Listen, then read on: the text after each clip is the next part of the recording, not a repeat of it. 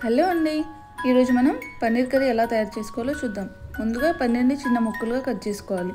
ఆ తర్వాత ఒక చిన్న బౌల్లో కొద్దిగా chilli powder, salt, coriander powder, కొద్దిగా గరం మసాలా, అలాగే పసుపును కూడా యాడ్ చేసుకొని ఆ పన్నీర్ ముక్కల్ని అందులో వేసి మంచిగా కలుపుకోవాలి.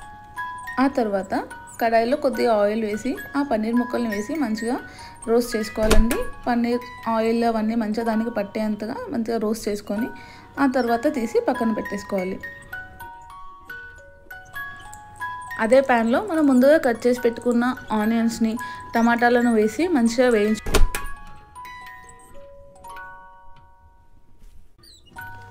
మనం కాజు కూడా యాడ్ చేసుకోవచ్చండి. కాజు ఎందుకంటే స్వీట్నెస్ కోసం మంచిగా ఉడికించాలండి, మూత పెట్టి ఉడికించుకోవాలి.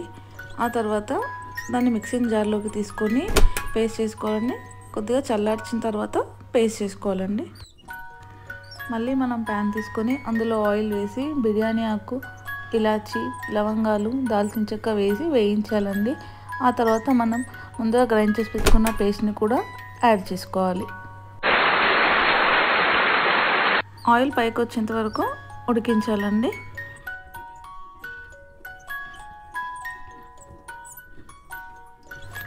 ఆ తర్వాత కారపొడి, ఉప్పు, ధనియాల పొడి, గరం మసాలా, పసుపు వేసి కలిపేసుకోవాలండి.